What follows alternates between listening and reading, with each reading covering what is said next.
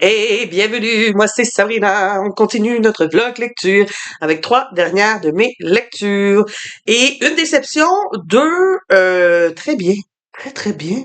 Bien même. Donc la première, c'est une nouveauté, c'est Vers ma fin de Sophie White, qui est un roman gothique d'horreur dans lequel j'avais énormément d'attentes, puis finalement, point, point, ça a fait patate. Le deuxième dont je vous parle, c'est Les héritiers de la mine de Jocelyne Saucier. Ça, je regarde. Oui.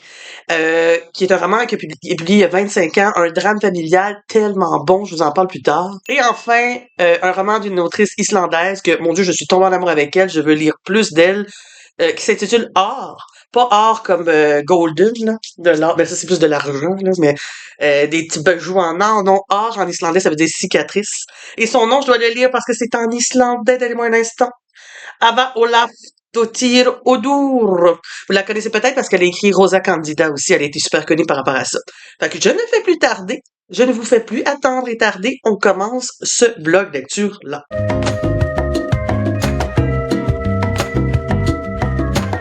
Donc, le premier que j'ai lu, celui-là, j'étais vraiment, vraiment intéressée. C'est nouveau, là, ça vient de sortir. C'est Vers ma fin de Sophie White, qui est une autrice irlandaise. C'est publié, là, c'est ça, 2025, l'année passée. Quand même assez frais, ça, c'est 2025. Puis, c'est décrit comme un roman gothique d'horreur. Il ne m'en fallait pas plus. J'adore les romans d'horreur. J'adore quand c'est gothique. Je me suis précipitée dessus. Puis, ben, j'ai été vraiment, vraiment déçue par ce roman. Donc, je vous fais un résumé rapide, OK? Vous allez comprendre pourquoi ça avait tout pour me plaire. On est aujourd'hui, de ce que je comprends, aujourd'hui ou comme pas tant dans le passé tant que ça, là, tu sais, comme, là, je sais pas, j'ai pas d'indice, mais pas dans les années 50, mettons. Mais pas, peut-être pas genre aujourd'hui, c'est pas important. On est sur une île en Irlande. Déjà, l'Irlande, c'est une île, mais là, c'est une île d'Irlande, isolée, où on parle encore l'irlandais. Donc, là, je ferai pas de professeur linguistique, là, mais sûrement comme un dialecte plus celtique. Aujourd'hui, les Irlandais parlent plus anglais, majoritairement, mais une langue où on parle encore l'ancienne langue irlandaise. Là. Donc, on va suivre une jeune fille qui s'appelle, là, son nom est en irlandais. Elle s'appelle Aolean. Je sais pas si je le prononce bien. Mais là, je vais parler de la fille, parce que c'est pas un prénom que j'utilise tout le temps. Je le trouve un peu compliqué. Et la jeune fille, elle vit dans une maison sur l'île, une maison isolée. Fait que là, mettez-vous en contexte, l'Irlande, c'est déjà une île isolée. On est une île isolée de l'Irlande, puis elle vit dans une maison isolée de l'île, qui est isolée de l'Irlande, qui est une île. On suit tout, tu sais, c'est assez éloigné. Et la jeune fille, elle a à peu près 18-19 ans, de ce que je comprends, avec sa grand-mère et sa mère. Puis sa mère, c'est une femme complètement handicapée qui répond même plus, là, elle est plus là. Elle est alitée dans son lit. Et avec sa grand-mère, il faut qu'elle s'occupe de sa mère, qui est, il faut qu'elle la nourrisse, qu'elle la lave, qu'elle la déplace. Donc, c'est vraiment une femme qui est non responsive.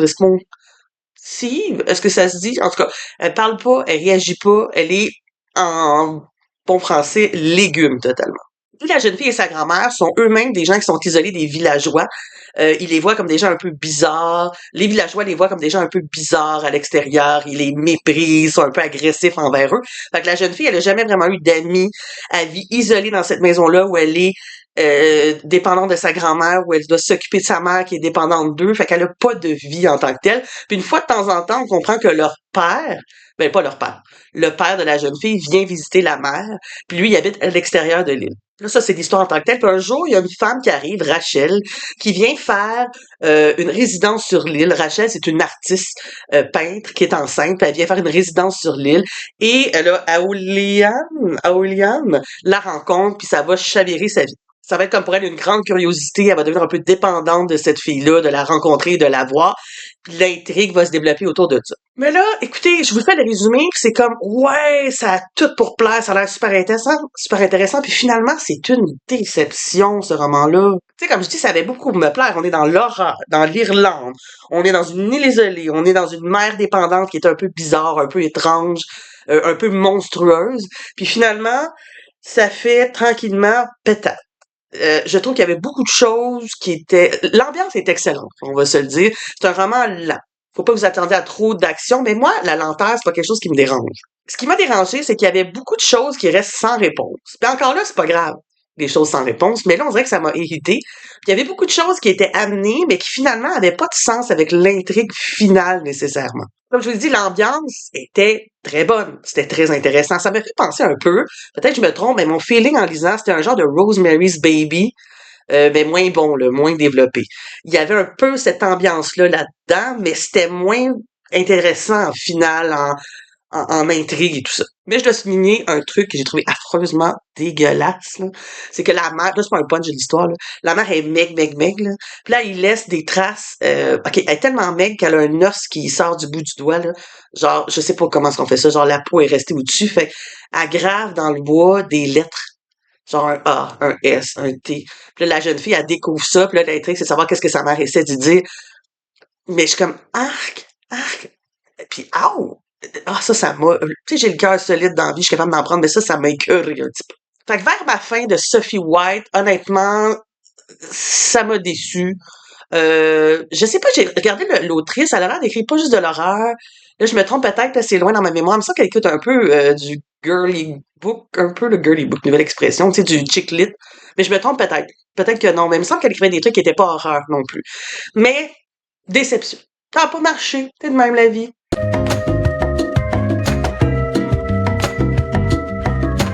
Prochain roman dont je vous parle, Les héritiers de la mine. Là, j'ai regardé mon doigt, là, je sais pas pourquoi.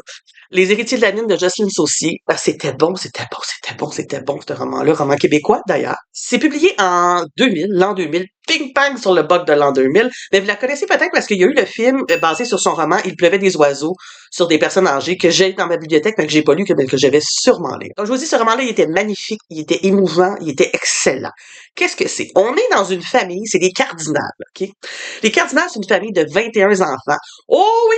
Ça en est des accouchements, 21 enfants, là. Ça en est des grossesses, là. La job, 21 enfants, je félicite cette mère-là. C'est de l'élargissement de Bedens. Puis ils vivent dans un village où leur père y est, là, c'est quoi le mot? Pas, des gens qui cherchent, là, des sources ou des mines. J'ai pas le mot, j'ai juste percepteur, mais percepteur, c'est quelqu'un qui vient chercher de l'argent, c'est pas ça. Persécuteur, c'est quelqu'un de pas fin qui persécute. Je l'écrirai en bas le mot en tant que tel. Puis leur père, à un moment donné, il a trouvé une mine.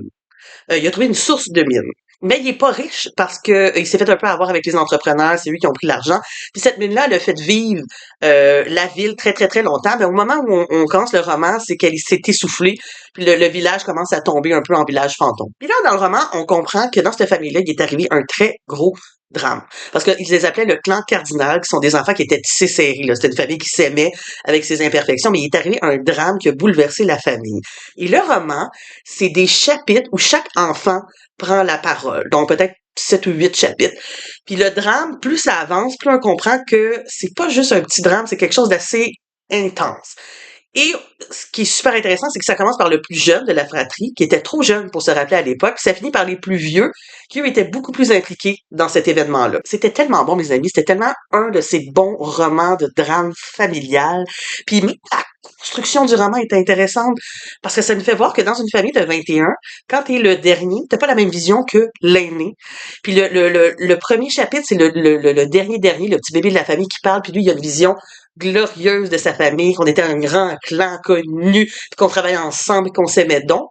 Puis plus tu avances vers les aînés, ben tu vois que il y a des petits accroches dans la famille, il y a des petits trucs qui eux sont plus conscients que les plus jeunes. Et c'est un roman aussi sur la famille, comme quoi la famille, ça peut être un clan, ça peut être solide, puis ça peut être quelque chose qui est très étouffant aussi.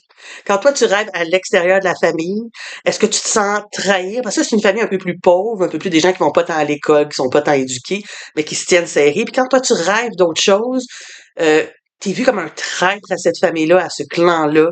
Ça crée des conflits, ça crée des jalousies, des méchancetés. Est-ce que tu dois allégeance à une famille ou est-ce que tu la trahis quand tu t'en vas à l'extérieur? Tu sais, c'est une famille qui est beaucoup d'amour, mais beaucoup d'étouffement en même temps. On a aussi une mère de 21 enfants. Tu sais, on voit les mères qui... Là, on est dans les années 60, 70, si je me trompe pas.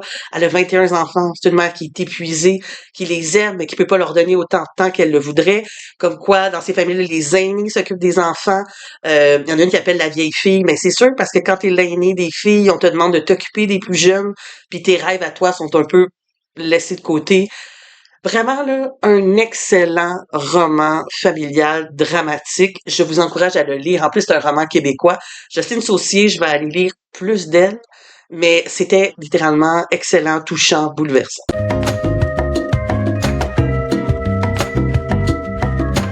dernier roman dont je vous parle. Ça, mes amis, c'est un coup de cœur.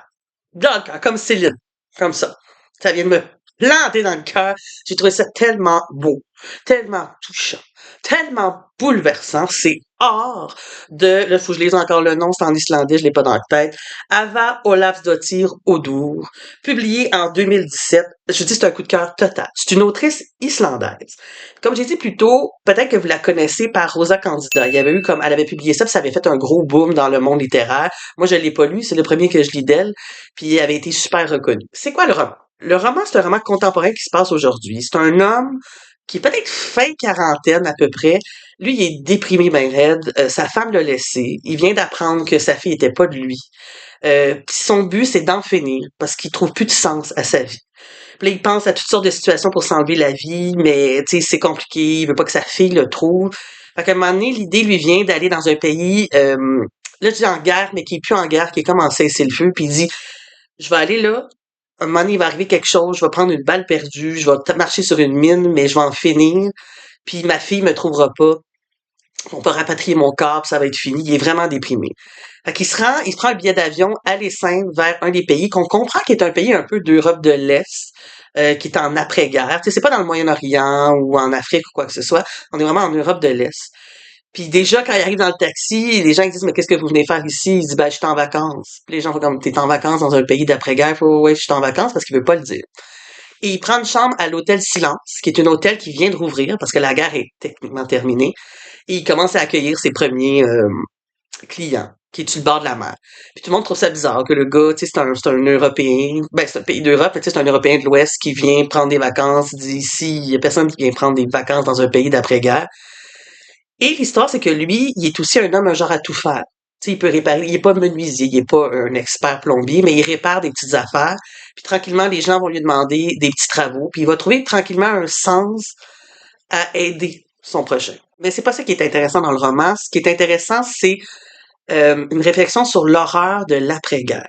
Puis ça, tu sais, on parle de la guerre, des horreurs de la guerre, mais on parle très peu de l'après-guerre. Parce que lui, il vient d'un pays européen en paix, donc l'Islande, puis il est dépressif de sa vie. Puis là, il rencontre des gens qui, eux, ont vu des choses horribles, ont fait des choses horribles. Puis il y a comme une réflexion à est-ce que notre petit malheur de gens en Occident, de l'Est, de l'Ouest, vaut le malheur de ces gens-là. Puis je suis pas en train de dire que le malheur d'une personne dépressive vaut pas ça. Pour moi, de la tristesse, de la déception, de la peur, c'est des émotions qui ont une valeur. On peut être complètement dépressif, complètement vouloir en finir. C'est pas parce qu'on vient d'un pays riche et protégé qu'on peut être heureux nécessairement puis trouver un sens à sa vie. Mais il y a quand même une super belle réflexion là-dessus. Puis c'est des gens qui vivent l'après-guerre. Puis, tu sais, là, ce qu'on comprend, tu sais, c'est flou parce qu'il est pas nommé le conflit ou quoi que ce soit, mais c'était comme une genre de guerre civile. Puis là, la guerre est finie, puis tu te rends compte que t'as tiré sur ton voisin, t'as tué des gens, faut que tu vives avec le fait d'avoir tué des gens. Faut que tu refréquentes des voisins avec qui tu as eu des conflits, avec qui il s'est passé des choses. C'est traumatise une génération complète. Euh, il y a des enfants qui sont nés là-dedans, qui ont grandi là-dedans. C'est un conflit qui dure 5 ans, ils sont nés là, puis ils ont vu que ça, sont totalement traumatisés. Ils peuvent même pas vivre une jeunesse, une enfance normale parce qu'ils peuvent pas aller jouer dehors. Il y a des mines, c'est pas des minés. Il y a encore des trucs hyper dangereux. Donc, c'est tous des gens qui doivent revivre avec l'idée de pourquoi on en est arrivé là. J'ai fait ça, j'ai tué des gens. On oublie, tu sais, des fois, les soldats qui sont revenus de la Deuxième Guerre mondiale, on leur a dit, tu tires sur du monde, tu règles la guerre, puis tu reviens, puis tu vis une vie normale. C'est pas normal, c'est pas possible. T'as tiré sur des gens, t'as vu des choses que tu devrais pas voir. Fait que le roman était littéralement merveilleux. C'est lent, là. On berce, c'est tranquille, mais c'était excellent sur des réflexions modernes, qui s'appliquent à tout, plein d'effets, de moments de la vie, plein de situations mondiales actuelles. Il y a un élément qu'elle souligne qu'on parle pas vraiment avec les après-guerres, qui était hyper intéressant, c'est les profiteurs d'après-guerre. Tu sais, la ville, le pays est en ruine, il est détruit, puis il y a des investisseurs qui viennent puis qui profitent de l'après-guerre pour aller investir, pour construire des choses. Mais c'est pas nécessairement des gens qui veulent aider la population, c'est qu'ils veulent aller faire fortune. Puis il y a une autre sorte de profiteurs, c'est ceux qui ont volé des œuvres d'art. Parce que dans l'hôtel, il y a une vieille fresque, là c'est pas tant clair, qui date d'il y a longtemps. Puis il y a un monsieur qui vit là, un genre de qui loue une chambre, qui est un genre étrange, puis il voudrait avoir accès à ça. mais on comprend qu'il voudrait peut-être voler les œuvres d'art et tout ça, là. Tu sais, comme, il y a la guerre qui est horrible, puis il y a le fait des gens qui profitent de l'après-guerre. Vraiment, de A à Z, ce roman-là était merveilleux. Deux choses que je vais rajouter aussi. Il y a un film qui a été fait, québécois, sorti en 2024, un film de Léa Poul qui s'appelle Hôtel Silence. Je pense, alors qu'il est, je sais pas, je dis peut-être n'importe quoi, qui est disponible sur tout.tv, mais je suis pas sûre de ce que je dis. Mais ça a l'air d'être un très bon film, basé sur ce roman-là, mais vraiment un film québécois, où je pense qui a été filmé à la frontière de la France et de l'Espagne, si je me trompe pas, que j'aimerais beaucoup voir. Et deuxième chose que j'aimerais dire, que j'ai trouvé très intéressant, ça, je l'ai découvert dans un quiz français. J'étais dans ma chambre d'hôtel, j'écoutais le quiz. Le nom de l'autrice, c'est Ava Ólafsdóttir Odur, mais Dottir, en islandais, c'est fille de. Là, j'ai fait des petites recherches, je suis pas une professionnelle, mais les Islandais ont pas vraiment de nom de famille. Dottir, c'est fille de, puis t'as le nom de ton père, puis les garçons, c'est son. Fait que là, moi, mettons, c'est Sabrina, puis mettons, mon père s'appelait Serge, il s'appelle pas Serge. Ça serait Sabrina Serge Dottir. Mon frère, ça serait Nanana Serge Son. C'est intéressant. Mais là, j'ai pas plus d'informations, là. Il faudrait que je fasse une recherche, là. Mais c'est intéressant comme quoi, tu sais, ils sont pas beaucoup, ils sont pas nombreux en Islande. Les noms de famille, c'est pas comme nous, c'est le nom du père ou de la mère, généralement celui du père. Eux, c'est le nom du père Dottir, le nom du père Son. Et ça peut arriver que ce soit pas le nom du père quand c'est une façon de peut-être éloigner les racines du père ou tout ça. Donc, tu sais, un conflit ou une volonté de cassure. Mais c'est intéressant, ça veut dire que c'est comme plus le clan que le nom de famille. N'est pas me dire que c'est pas intéressant, ça, mes amis. Fait que vraiment, coup de cœur, ce roman-là. Puis or, by the way, ça veut dire cicatrice. Puis là, quand on l'apprend, un peu plus tard dans le roman, on fait comme, ben, ça a du sens. Le monsieur, il est plein de cicatrices, il est blessé de plein d'affaires. Ça a du sens. Merveilleux roman, magnifique, coup de cœur, courez lire ça.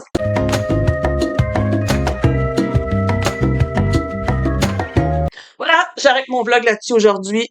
Trois romans, deux vraiment beaux romans, un déception totale. Fait que je poursuis le vlog dans les prochaines vidéos. Au revoir!